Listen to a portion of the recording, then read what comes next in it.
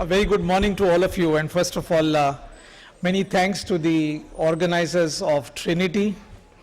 It's terrific to be back in Sion Hospital. I thought that I was invited because I've been a student of Sion. I was here from 1989 to 1997. I did my MS as well in Sion. And it's truly amazing because it's 25 years now. This is so dark. Can we have a little bit more light here? I need to see whether there are people in the audience or there is no one there. Sure. Exactly. Now I really know that there are some people attending. So it's good to be here because this is a new part of the hospital. I've never seen this auditorium, and it's a privilege and pleasure to be in Sion Hospital. The task on my hand is something which is self-inflicted, in the sense that, is this moving ahead? Do we have something where I can click for the slides to go further? It's not working. Which one is it working? So this one, the next one. Yeah, but so the task on hand is excellence in a professional career. And that's not easy, and I don't know whether I'm truly qualified to really speak about this. Unlike pancreatic cancer or gastrointestinal cancer surgery, for which I'm invited all over the world, and I do that work day in and day out, to define something like professional excellence, and the word excellence itself is extremely difficult. So I must thank the entire organizing team here for throwing a true challenge at me, in the sense that I've had to work for this, and for once I was a little bit anxious about coming and talking to a group of young, enthusiastic doctors and would-be doctors in my teaching institution. So when I start on this, I want to try and share with you my thoughts. I believe that excellence is a journey and it's not a destination. And when do the seeds of this thought process come in? First of all, let me welcome my teacher, Dr. Mohan Joshi. Sir, great to see you here. So it's a long time that I've been in Sion, but it's lovely to be back here. So when I start this, I realize that excellence is a journey. It's not a destination. So it's an ongoing process. This was the time in Sion Hospital and LTMGH. And I've mentioned a few names amongst the many. I think the vast majority of you may not be even aware of these names, but Dr. Snehalata Deshmukh was our dean. Dr. Nadkarni was just leaving when I was coming into Sion. Madam Gore was my first boss when it came to working in postgraduate MS surgery. Then, of course, there are all the names. MAJ is Mohan Joshi. SPN is Sushil Nadkarni. VM Deshmukh was there all along with us, and I'm still in touch with him. I never read, those who are in 3rd MBBS will know what is D. Grucci for hematology, and I can be honest with you that I never read D. Grucci because I just made sure that I came and attended the lectures given by Dr. M.B. Agarwal, and that was good enough to understand hematology for exams. Dr. Meena Kumar madam is here. She was my boss again. And we used to call her MAK, and I was talking to some of the residents and they said they were unsure, because I think, madam, you have recently I was speaking to 2nd MBBS students and they were talking about you. There was also K.R. Ramurthy, Dr. Lad, the head of Department of Orthopedic Surgery, Dr. Ravin Thatte. I didn't do any plastic surgery, but RLT was the head of plastic surgery. But I was the outdoor sports secretary of the college. And when I was the outdoor sports secretary at that point in time, he was my mentor. So you are very fortunate to be in a good teaching hospital with good teachers to look up to.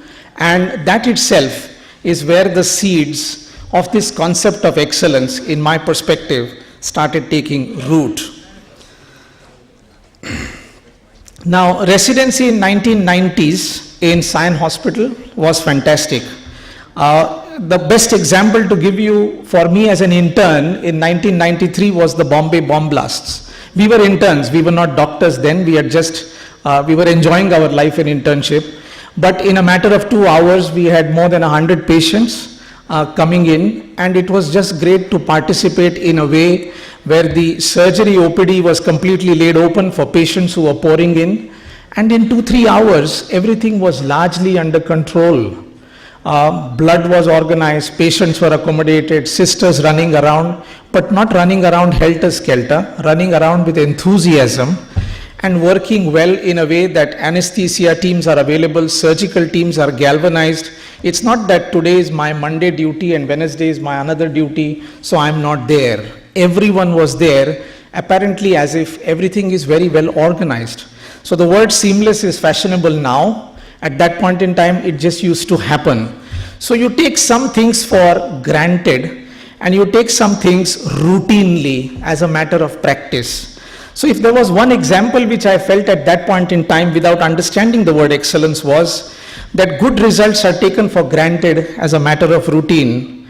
It's not only about your IQ and your intelligence and how well qualified you are as a surgeon and how skillfully you took care of the patients with the wounds during that trauma and during the Bombay bomb blast. To give you an example, every night used to be a massive war zone in the trauma ward by and large. So it's not only how well you do the job inside the operation theatre, it's also about the entire patient experience and the final outcome. If that whole process is working well, that process is somewhere tending towards excellence, is what my understanding was. I was fortunate enough after MS to be abroad for some time, for close to 2 years, and I learned quite a few things. There is one gentleman there in the left-hand picture, Dr. Helmut Fries, and in the right-hand picture, Markus Buchler, very well-known pancreatic researchers and surgeons the world over. And I had a beautiful time in the capital of Switzerland, in Bern. Now, what did I learn there? The next seed that was growing in my mind. The ability to ask questions and develop the capability to try and answer them. I'm not saying that I did not learn the ability to ask questions, but admittedly I must tell you that during my MBBS curriculum, a lot of emphasis then, I don't know how it is now, was also placed on memorizing. So if you have the ability to memorize and if you have the ability to write well and fast, you might score good marks, you might get good grades, and then you are recognized as the star. So yes, in second MBBS to get a distinction in pharmacology, I was pleasantly surprised. But I think I had just read the pharmacology book well, Satoshkar and Bhandarkar, and plus a few other things, and then noted down everything well, obviously. And there you are, Shailesh Shrikhande is the king of Pharmac, which I don't think I was, but anyway, that's how it was. But here the question is, apart from 2 plus 2 being 4, can 2 plus 2 be also 22? Why not? Is it so illogical? Were some of the thoughts that were thrown at me when I went into an academic institution in Switzerland. The other thing was I spent some time in the laboratory. So I worked for about 17 to 20 months purely in a molecular biology laboratory. So I've learned how to do molecular biology in terms of immunohistochemistry, in situ hybridization, isolation of RNA, working with DNA. I was very fortunate then at that stage, soon after MS, to get this opportunity to spend time. It was boring after all the resections and the surgeries in Sion Hospital, and then you are a qualified young surgeon and you want to operate and then suddenly go away from that and spend time in the lab. But I think it was helping me, it is helping me now. I realize it now than what I realized it then. I also learned the art of publishing papers and clearly reasoning the need to do so. Now, my first publication, if you go on PubMed, is in September 2000, where I looked at penetration of fluconazole into necrotic pancreatic tissue. But I take you back to 1997, and this is when Dr. Shirati was our boss, and I got nominated for the Best RMO Nominee Award. There were, of course, many, and then there was an interview, and I did not get that award. This was fine. Dr. Oak was on the committee, and then they said that you don't have a single publication on your name. So I was working hard, I was studying, I was doing good things, but I just realized that the gentleman who got the award was also a very good person. He had one publication on his name, and I did not have any. It did not bother me, but when I look back at it, I prepared this slide and this lecture yesterday. So why should we publish? Why should we publish? There can be egoistic motives. You get academic professional promotion, you may get financial gain, you can improve your knowledge and judgment in situations, people get to know you. Actually, people know me more for my publications than the surgeries that I do, unfortunately, but that's how it is, that's how the world is. Altruistic motives is to truly try and generate and spread knowledge, disseminate knowledge. So as you see, what does a Nobel laureate feel? Actually, you should publish for the pleasure of finding things out and also the fame and fun that goes along with it. So it's very important to understand that altruistic motives is in a way moving towards excellence without realizing it when I started this process of understanding as to why we should publish and whether we should publish or not publish. I am a doctor, I need to treat patients, why do I need to publish? The answers are still not clear to me, but they are much more clear now than before.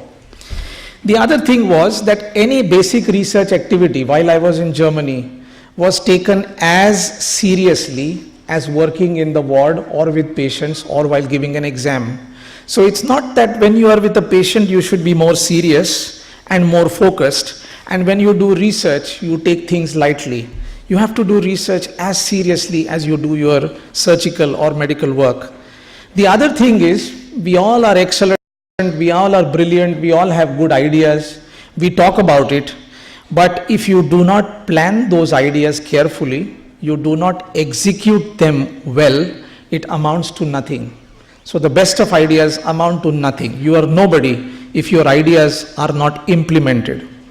The other thing is, no pain means no gain. I was told clearly by my boss within the first 1 month that I was in Germany. And the message was, you will get as much as you put in. You put in more, you will get more. You put in less, you will get in less. There was no hanky-pankiness, there was no politicking, there was no backstabbing. It's simple. You put in more effort, you get more benefits out of it. So work can be hard. It was hard in Sion, but I'm very grateful for that hard work. It was hard in Switzerland, in the lab, relentless work. I used to be there from 8 o'clock in the morning to sometimes 2 o'clock at night, and then yet back again at 7 o'clock the next day morning.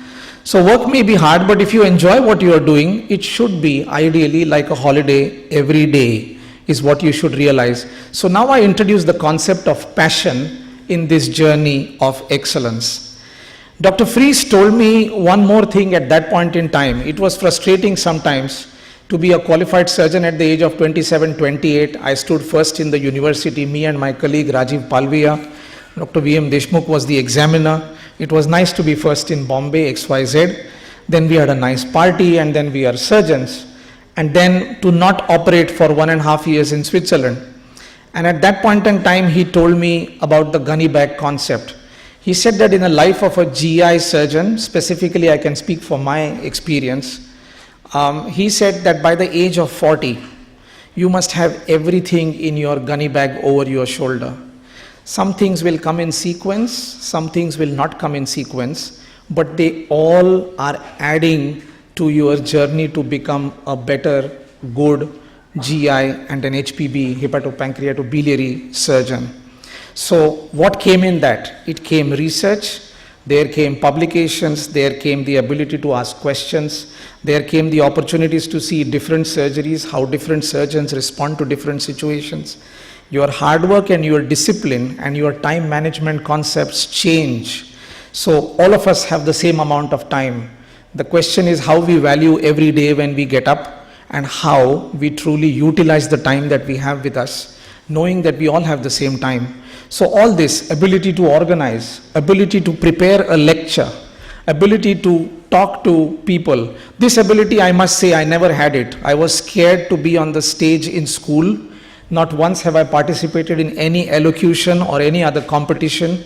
But when it came to being the outdoor sports secretary in my internship, I just started talking right here in this hospital to first MB and second MB and third MB students. And that's how the process started, that I suddenly grew in confidence that the other candidates also wanted me to talk for them. And I realized that maybe I have an ability to also communicate. But this is all gradually adding to your growth, if I were to speak about my personal experience. So he told me, Dr. Shrikhande, different things will come to you at different times, but take them well when they come to you. So I think that's something important which I wish to share with you. Then was the time to come back to Tata Memorial, for which I'm immensely grateful. And I'll try to focus on three specific time spans. 92 to 2001, I joined in Tata in 2000. I was a clinical fellow in the GI service. And then I became a consultant in November 2003, effectively beginning my term as an assistant professor and surgeon in 2003 Jan onwards. And then we started, I'll share with you something which is not surgically important, because I know that most of the people are not surgeons here, but I try to convey to you the essence of this before we go on to something else. I was a clinical fellow, and Dr. Jagannath was the main surgeon there along with Dr. D'Souza, and they used to maintain some data on some pieces of paper, and some computer systems were coming in there. At that point in time, I could actively participate with him, document retrospective data, and publish a paper with him in a very high impact journal known as the British Journal of Surgery. And we discovered over there that we have problems that in a pancreatic operation, something known as a Whipple's operation or a pancreatic duodenectomy, it's widely regarded as one of the most complex operations in the body. And the problem is you can do a good operation but still have problems when the pancreas, which is joined back to the digestive system, it can leak, because these are two unlike structures which you try to join. Joining stomach to stomach or intestine to intestine is easy, but joining a soft pancreas to an intestine or to a stomach is fraught with problems, as I will show you. So if that problem happened, the chances of a patient dying were high, and they remain even today high if there is a problem. So this operation in my mind was somewhere getting as the Mount Everest or the big time surgery at that point in time when I was a clinical fellow, fresh from my time in Switzerland. And then I looked at the data, and the historic complication rates for this operation, as you can see, you will have 82% people dying, 54, 32, and we are talking up to 1970s, if not in many centers, even in 1980s, to the point that there was a debate in the early 1980s in the United States Senate that should we stop doing this operation, because this operation does not really benefit patients and it has got too many complications and mortality. This was discussed in the United States Senate in the late 70s, early 80s. Again, I had the opportunity to spend time in Switzerland again a second time when I became the Warren Fellow, and this time it was time to operate. So the gunny bag was filling up. I was already an independent consultant in Tata. When I had gone there, I had done 17 of these operations on my own. Doing things on your own is extremely important after a particular period of development in the brain, in the mind, and then with hard work. So I was a confident person, but this was a different league that I spent time. The technicalities are not important in this slide, but I tried to learn how they join the pancreas to the intestine. And I said, we are working with world authorities, I should just follow them. I did not use my brain. I did not use my intelligence and did not ask too many questions. I just tried to see a master at work and assisted and operated a lot. Now you look at the first period, which was the British Journal of Surgery publication in 1992, where I told you that we had a fistula rate of 16%. And in 4 years of me becoming a consultant, we did 123 pancreatic anastomosis, myself and Parul Shukla, my colleague. And at that time, the fistula rate became so less. So we suddenly started thinking that we are very good surgeons, but we are not so good surgeons. Dr. Jagannath and Dr. D'Souza were excellent surgeons, mind you. But we certainly knew that our confidence was completely on the upswing. And there is no doubt that the mortality came down from 6.3 to 3.2% for what is obviously a difficult operation. So at this point, let's look at what the European Surgical Academy talks about. It talks about God is in the details, the standardization of surgical procedures as a condition to quality. So now in excellence, I've told you about enjoyment, I've told you about work and hard work. I'm also talking about standardization and moving towards quality. This is all coming together in my opinion. Now, over a period of time, I was in Heidelberg in 2005 and 6, and you can see the number of pancreatic operations that are done by me and my team at the Tata Memorial. Last year, we did 123 Whipple's resections, after which we added 17 non-Whipple's other pancreatic operations. So we do about 140, which would be perhaps the largest number, not just in India, but in the surrounding region as well, outside of perhaps Japan and China. And very few centers in America would also do this many cases. Some of them would, but not many. Heidelberg, of course, is a special place. There is no question. Now, the purpose to tell you is not what I am doing. The purpose is to bring you back to the focus of excellence. So I told you the first period with 16%. Then I showed you the second period of 3.2 from 2003 to 2007. But look now what's happening to us. 16%, 8%, 10.7, 24. At the end of it, it is 16%. Of course, the way you look at fistula, the way you maintain a prospective database and not a retrospective database, the way you work with your institutional review boards in the hospital, transparency in reporting is much more. Your own integrity and honesty is more important. You should be able to talk about your failures and take responsibility for your mistakes. That's important. So when I look at our series, which is now actually coming close to 1,000 Whipple resections, we still have substantial morbidity, we still have mortality, but yes, it's definitely much less, despite much more complex operations that were not being done before 13 years ago when I joined Tata. So our numbers have increased, our complexities have increased, but our mortality has actually decreased. So our ability to deal with problems has also improved a lot. So now, as I start doing more and more, and I start getting invited in the last 5-6 years to talk about this one particular operation, you see this paper from the MD Anderson Cancer Center. It speaks that this operation has an inherent learning curve. It takes about 60 operations for surgeons to do this operation better. Otherwise, you are still in your learning curve if you don't get to do about 60 operations and then you do it well. So we started with simple operations first, and that's why that 3.2% fistula rate. You take simple cases, do them well, standardization, follow what you learned in Germany and do it on your own. And then comes a period where you start getting more complex patients. You start getting older patients. You start getting patients with comorbidities. You start getting doctors which are being trained who are also changing periodically every 3-4 months. And you still have to take extra efforts to try and maintain the standards as good as you have seen them. And that puts an enormous amount of pressure, but that is the way I have chosen it to be. And if I like it, I should still continue doing it despite the pressure. So it's all about teamwork. It's not just about one individual and my ability to learn in Germany and do good skillful surgery. This is what you need to incorporate in your mind if you are moving in the process of excellence. Now, touching upon quality, this is Dr. Deming, the father of modern quality movement. Improvement in quality leads to less costs. This is something which we should be aware of. Better quality services are those which are affordable and available. So it also depends on how you define quality is the question that you need to ask in whatever you choose to do.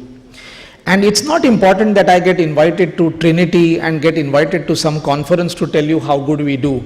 When nobody is watching, when you are just doing your work day in and day out in your hospital with your individual patients, you need to do it well every single day for every single patient, rich or poor, related or not related. That takes a lot of effort. But then this is what the father of the automobile industry said. Quality outcome is doing it right when nobody is watching. You just do it because you want to do it. You're not doing it so that you all come here and see me do it. I'm doing it because I want to do it. So excellence is judged by end result analysis. And who says this? This is what Dr. Ernest Codman said in 1901. Every hospital should follow every patient long enough to determine whether or not the treatment has been successful, and then to inquire, if not, why not? So that's the important question. So audit of the ultimate outcomes in every aspect needs to be looked at rather than just the audit of the structure.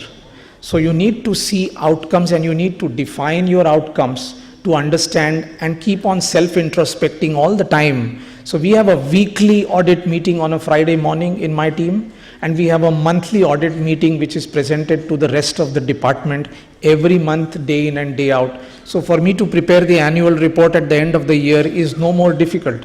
None of these systems were in place, but it's far more organized now. We published our work of 500 Whipple resections, the same operation I spoke to you about in the last 10 minutes. And we feel it's because of increasing experience, standardization, teamwork, and a consistent desire and effort towards constant refinement.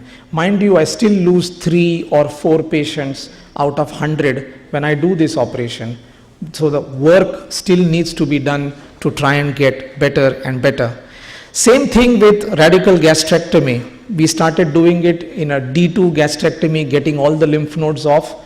Not important for you just now, but it's also a complex operation. And we published this work way back in 2006 about the low morbidity and mortality of what we did at Tata Hospital. Now, today that series comes to close to 1,000 gastrectomies. And now I can tell you with confidence that we know that we have quality. We are looking at our leak rates. We know what our leak rate is. We know the type of operations that we do. We know the number of median lymph nodes as well as the mean lymph nodes that we removed from what we removed in the initial part.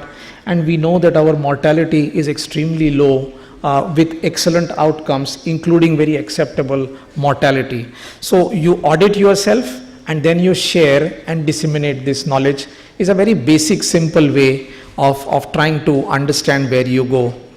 So excellence is improvement, but I don't want you to get a feeling that I'm only talking about perfection, because excellence is improvement, not perfection. Excellence is a direction and not a destination, as I told you. So in character, in manners, in style, in all things, we should try and simplify things as much as we can in our working environment. So I don't wish to convey again a message that you need to be in Germany and you need to be in Tata and then excellence is possible. No, you can be wherever you are, in whatever your circumstances, but the philosophy of excellence will always enable you to compete with your own self and get better and experience inner growth, not compete with others and think that because he or she is less inferior or more superior and how am I? That is completely not to be considered as I give you this oration. I have a little problem with this. It doesn't work very easily. So what is an ideal operation as a surgeon? An ideal operation is one which is safe, which is effective, it is durable, simple to learn, simple to perform, and simple to teach. Let's take an example, say, of a sebaceous cyst removal or an oroplasty or something like this. Safe, effective, durable, simple to learn, perform, and teach. But then we are also talking of difficult operations or difficult challenges in life, not just in surgery. So this philosophy, if you keep on doing it, you will realize that this philosophy can also be applied to complex operations or tasks over time, thus making complex tasks very simple. You divide the same complexity into 5 different things or 6 different things, and you will suddenly realize that you can achieve extremely difficult tasks if you do it in a systematic fashion, first in the brain, then work hard, and then put it into practice with discipline. So this is Leander Pace. And Leander Pace, I've had the opportunity to know him a little bit, and we exchange some messages once in a while. I was on a flight with him and we had a long chat. So he had sent this SMS to me that, "Hi doc, it takes 20 years of hard work to become an overnight star. So what you see in the newspapers is the overnight star that happens. But what you miss is that obviously there is a lot of effort that goes behind it. And this is something which we as doctors should appreciate. It's a lot of hard work, but you should enjoy the hard work and then it is fine. Now, I spoke to you about the seeds and this journey in Tata Hospital. Now I take you back to the seeds even before I came to Sion Hospital. And that was my cricketing days. Give me a choice to think about another profession in my next life. I think I'll most probably take medicine, but cricket and being a pilot would contest very badly in my brain. But I think it would be medicine. But did I learn something from cricket in my earlier days? I played a lot of cricket. I played for Bombay under 15, under 17. I played a lot. And this was something which is written in my house in the 1980s, given to us by somebody my father knew well. And it says that nothing in the world can take the place of determination. Talent will not. The world is full of unsuccessful men with talent. I'm sorry, I should also say women, not that someone goes against me here. Education will not. The world is full of educated derelicts. Genius will not. Unrewarded genius is almost a proverb. Persistence and determination alone are omnipotent. So this used to help me when it came to cricket, because at that time the only thing I could see was cricket and the passion was cricket. Everything else was immaterial and not important in life. This is what it was in my days of 80. You know this man well. So I played a lot of my cricket for 4 years with him. I can't say he's a friend, but I can certainly say he's a good acquaintance. And it's been a pleasure to play with him and also know him a little bit. But we see this, we see the end result, we see the end product. But what you don't see is that pursuit of excellence demands commitment of time and efforts for constant improvement. So now I'm bringing you to sacrifice time and improvement with your own self. When you have conquered the whole world, you still want to keep on doing it. So that's known as self-motivation. He doesn't need to do this to make more money, to get more fame, to get more name. He needs, because what did he do in the previous picture? He scored a double century in a one-day international, which was unheard of in 39 years of this game at an international level, a game which has become more and more competitive, more and more scrutinized, the most scrutinized cricketer in the world, and I can tell you as a semi-professional cricketer, was Sachin Tendulkar and has remained one till date. So in such a situation, this is what he has defined, that it is commitment to time and efforts for constant improvement, notwithstanding his injuries, notwithstanding any other problems around him. Pursuit of money, fame and power carries a risk of failure. There is no risk in pursuit of excellence. You do it because you enjoy it. It is not perfection. You try to do it better and better, but it's not perfection. In fact, if we try to just stick to the perfection bit, we run the risk of becoming neurotic about it, losing our focus, and very often underachieving if you are just a perfectionist. I wrote a book in 2007 on surgery for pancreatic tumors, and this is what I put in the dedication. One is to our patients, and the second is what our famous saint, Santa Tukaram, said, that to make the impossible possible requires constant study and practice, constant, forever. It's an ongoing process again. So what did I learn as a cricketer? No two innings are the same. In cricket, you can get a 0 and you can score a century soon after. In surgery, you are as good as your last operations. I do 99 Whipple operations well. I've had patches of Whipples being done where I've not had a mortality for 120 patients in a row. And then in the following 40 patients, I've had 3 mortalities. And it just boils down to 0. So, you just have to accept that in surgery, there is no first innings and second innings. There is no bad form and good form. There is no good mood and bad mood. You are the fortunate one who has been selected by the patient who has given his or her life in your hands, and you willy-nilly deliver your best day in and day out. So this is where actually my cricketing background helps me today, and I use this cricketing language which many of my residents are new to, but most of them also understand since cricket is common here. So the cricket which I pursued in my school with passion, I've been able to transfer some of that passion into my surgery, and that's also helping me in my journey of excellence. The other bit of cricket was that I played a very bad shot in 1986 in a cricket match when my school was on a threshold of a major tournament victory. We ultimately won that match, and we ultimately won the tournament only for the second time after Sanjay Manjrekar won the shield for my school, that is IES English Medium. And at that time, I threw my wicket away to a bad shot. And I was extremely depressed to get up the next day morning and go and see whether we are going to win the match or not. I was not going to play. I was already out the evening before. And I did not want to go almost. And that's when, that was the day that the Space Shuttle Challenger exploded and crashed. I think 21st Jan 1986. That was the day I had to go against St. Mary's, and we won that match finally. But that's when my father told me something in the morning. He saw me that I was depressed. I was in 10th standard, and I was still playing cricket. I was not bothered about 10th standard. So we used to get holidays in the school. This was a school which supported sports as much as studies. So just to tell you that we were the lucky guys. The classes were for 8 periods. And after 6 periods, the cricketing guys used to walk out of the class with all the teachers looking in astonishment. But we used to just walk out saying that we have to go for practice. So it was enjoyable then. He told me, wisdom does not mean not making a mistake. It means not making the same mistake twice. So we will do mistakes in our studies. We will do mistakes in our surgeries. We will do mistakes in our profession with our patients, not by intent, but we are also human beings.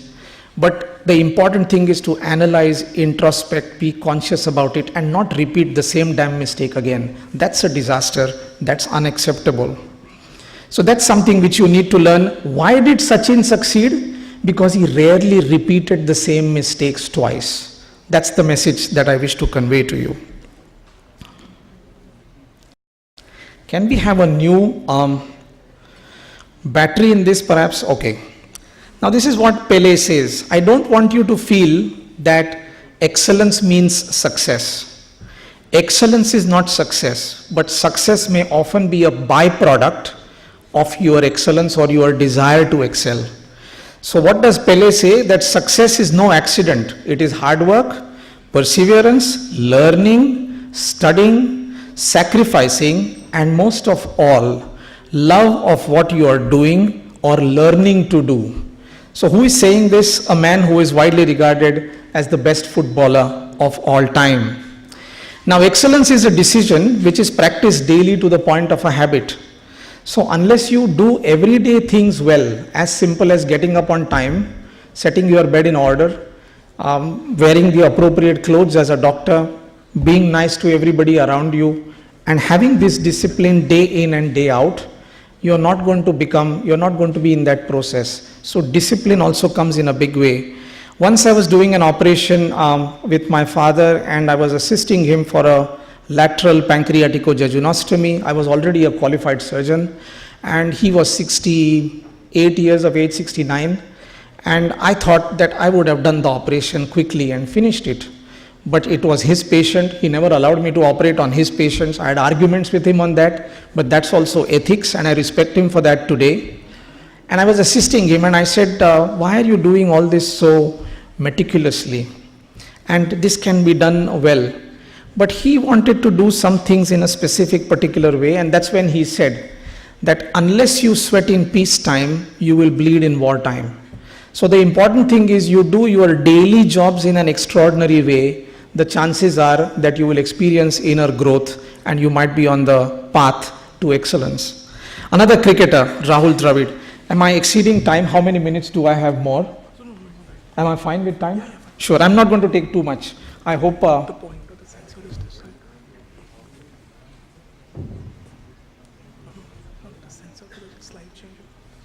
How do I... From here? Yeah, if you just move this. Okay, so I look there and I do this. Okay, fine. Sorry. No problem. So it's okay, I'm doing well. So what is patience? When I'm requested to speak to youngsters, I like talking about this phase of my life and liken it to a fascinating plant, the Chinese bamboo. You can take a Chinese bamboo seed and plant it in the ground, water and nurture the seed for an entire year, and not even a single sprout. In fact, you will not see a sprout for 5 years. But suddenly, a tiny shoot will spring from the ground, and over the next 6 weeks, it's 90 feet tall. It can grow as fast as 39 inches every 24 hours. You can literally watch the plant grow. What was the plant doing during these 5 years? Seemingly dormant, it was growing its roots. For 5 full years, it was preparing itself for rapid, full growth. Without this root structure, the plant simply couldn't support itself for its future, if I may say, exploding growth. Some would say the plant grew 90 feet in 6 weeks. I would say it grew 90 feet in 5 years and 6 feet. So this is what 6 weeks is. This is what I want the younger members, I'm also young, but to appreciate this. So this is the iceberg illusion. Success is what the world sees. But what people don't see is the dedication, the focus, the goal, the hard work, the good habits, the disappointments, the sacrifice, the failures, the persistence, the doubts, the negativism, so many things which will all go into that, and this is also a part of the process. I'm coming towards the end of my oration, but this is a unique picture. This is a picture of Charlie Chaplin and Mahatma Gandhi. So I will introduce one more thought process, and that is about technology. Excellence, I told you, is not success. I told you what goes into it. But technology is the way forward. Everything is technology now, completely different from what it was 5 years ago, and so different when I was in Sion 20 years ago and 25 years ago. So here you see, what did Charlie Chaplin say? He said that man is an animal with primary instincts of survival. Consequently, his ingenuity has developed first. See how man is, or woman, and his soul afterwards. The progress of science is far ahead of man's ethical behavior and social responsibility. So as they say that we have technology, we have a lot of so-called progress. That technology is designed by the intelligent man, and you should always differentiate between what is technology and what is a gimmick.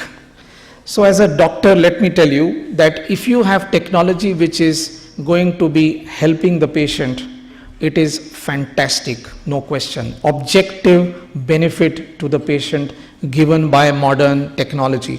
Let me give a simple example of antibiotics or anti-tubercular treatment. Fantastic, real progress of technology. And then the other question is that it doesn't help the patient, but it helps the doctor. And one of the examples that I can give just now, as I get trained on the robot for the last year and a half, we have the robotic surgery at Tata Memorial. I operate on the robot once or twice a month. It's great technology. It is astonishing technology, devised as an outcome of the Star Wars program in America. But after 9/11, they suddenly realized that Star Wars is on the ground and not coming from elsewhere. Then they had to dump the technology somewhere, and then they had to use it. And then came the renaissance of robotic technology with your wrist movements and whatnot. So it's amazing technology. It makes my life easy. Does it really benefit the patient? Barring for a few surgeries like prostatectomy and some cardiac surgeries, we do not know as yet. So it's a technology in evolution, but it's a technology which is an asset to the surgeon today. It is not an asset to the patient today, is what the next part is. And the third part is, if it is not benefiting the patient, and if it is not an asset to you also, even then we are surrounded by enormous amount of technology around us, and then be clear that this technology is a gimmick and nothing else. So that ability to decipher as we go along is important, because look at what these people are saying. The progress of science is far ahead of man's ethical behavior and social responsibility. So you need to be also having a social responsibility and some ethics in place when it comes to talking about excellence.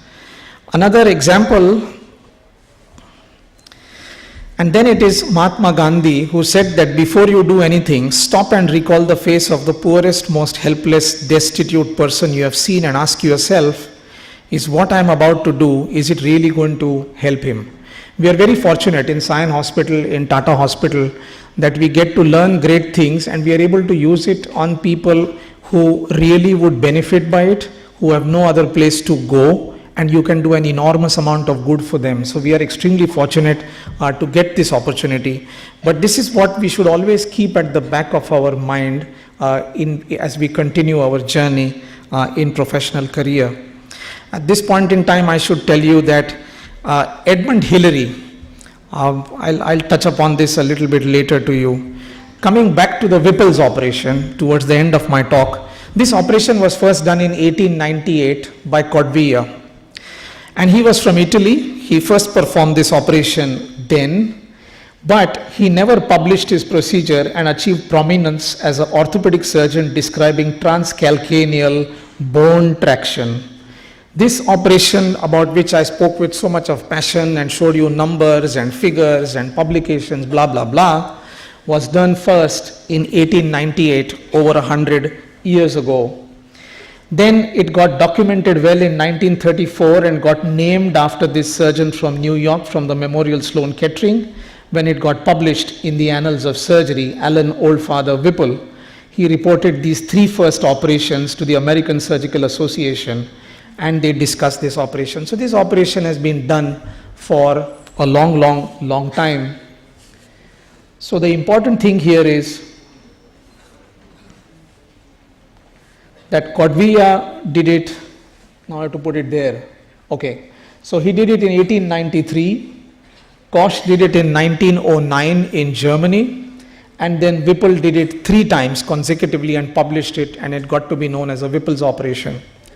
So the important thing today is that I told you that we lose 3 or 4 patients when we do 100 operations, if I look at the average and the median. So it's important that you stay humble. You are no big surgeon. You are just as good as your last operation. Then you are 0. Back again, fresh innings, again you need to hit a century. Now this doesn't happen when you do it alone. This is our disease management group at the Tata Memorial Hospital, where we have surgeons, we have medical oncologists, we have radiation oncologists, we have nuclear medicine specialists, we have interventional radiologists, we have pathologists, we have nutritionists, we have stoma clinic specialists.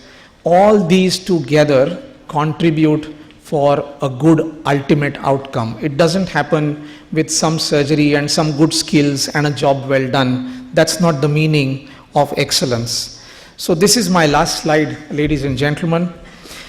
Excellence involves ethics. Excellence means trying to simplify and keeping things simple as much as you can. It means that you consistently try to grow yourself and try to improve, because there is no end to improvement in this world. There is no end. But what you do, you need to be honest to yourself, have the integrity, document it well, audit it regularly, and if there is something worthwhile for altruistic motives, I told you then publish it and tell the world what it is. Persistence and patience, I told you that, whether it's Leander Paes or Rahul Dravid or whatever it is, that's extremely important, and this is also in excellence. The wisdom and the gratefulness. If you are grateful to life and if you are grateful for the opportunities that you get, you will always be able to do more and more, hopefully in a meaningful way. And here I stopped to tell you about Edmund Hillary, which I wanted to tell you in the previous slide of Charlie Chaplin and Mahatma Gandhi, that he climbed Mount Everest in 1953, in May 1953, with Tenzing Norgay. Now, he was asked that how come he did not take a photograph when he was on top of Mount Everest. So he said, the thought did not cross my mind. And today the first thing that you get to see is everybody is putting up everything on Facebook about where I went the evening before. And I don't know what this world is. I'm not so old, but we have to be a little bit careful about life when we think about it. So here was a man who went to Mount Everest, climbed it, was the first man to do it. He said, initially, why did you want to go to the mountains? He said, I wanted to go there because they are there. for the pleasure and for the fun of it. He ended up conquering it is a different story. He not only conquered it, afterwards as he started getting older, he ensured that the younger people were helped, trained, mentored to do it because he could not do it. But the best part was he developed such an association with the Himalayas that he built more than 28 schools, built a number of clinics, built a number of hospitals in the entire region. Now this behavior is also excellence, is what I wish to convey to you. The other thing is, every day you don't have to do some heroic and some magnificent, and Sachin Tendulkar can't hit a double century every day. You don't need to do that. But whatever you do every day, do the ordinary things in an extraordinary way. That's also excellence. Hopefully you lead by example and you inspire others so that you automatically command the respect. Demanding respect has no meaning in life. You should be a part of a process where extraordinary process or performance is just taken for granted. Like I saw, didn't realize then and didn't use the fancy word excellence, but like I saw and experienced firsthand when I was in Sion Hospital all along. And the other part is, of course, enjoy this journey, as Pele has said. This is Tata Memorial Hospital. Those who are going to become doctors or surgeons or medical oncologists or interested in cancer care or just interested in looking at another institution which is close by, I'm sure that you will be there and we would look forward to having you there. All this work that I presented is only because of this place, not because of me. I've been fortunate enough to be in the right place at the right time. Last but the least, a big thanks to all of you because it was one lecture that I was looking forward to. Not that I don't look forward to other lectures, but there are too many of those, and this lecture you all made me really work very hard. And to have madam here and to have madam here again and sir, it's a great pleasure and privilege. I see Dr. Geeta, she used to be an anesthetist when I used to do the septic OT over here, and she used to get worried because I used to many a times work without gloves on patients with HIV and things like that. So far I'm okay. Okay. Thank you very much for your kind attention.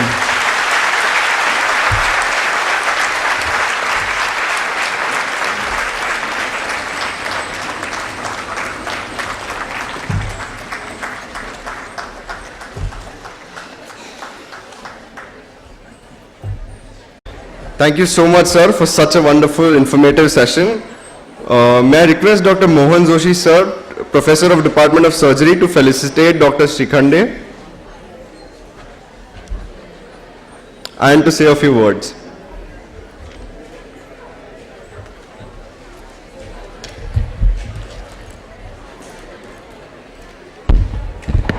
We are very privileged and proud to felicitate our own undergraduate and postgraduate student of Department of Surgery, Dr. Shailesh Shrikhande. I remember that he was a very soft-spoken student, extremely hardworking and very sincere and highly focused. In internship days, he has spent few months in Mayo Clinic, and the moment he passed his MS, he was in one of the global excellence center in the world, and that is with Marcus Buchler. Dr. Shailesh had, the ability and his knack to present and write articles from his student days. And we were writing a chapter on tropical pancreatitis. There was a request from the London group of publication, Westminster Publication Company, and we were working together, and somehow with my laziness I was unable to prepare the manuscript. We discussed several times and a deadline came that otherwise your chapter will not be published.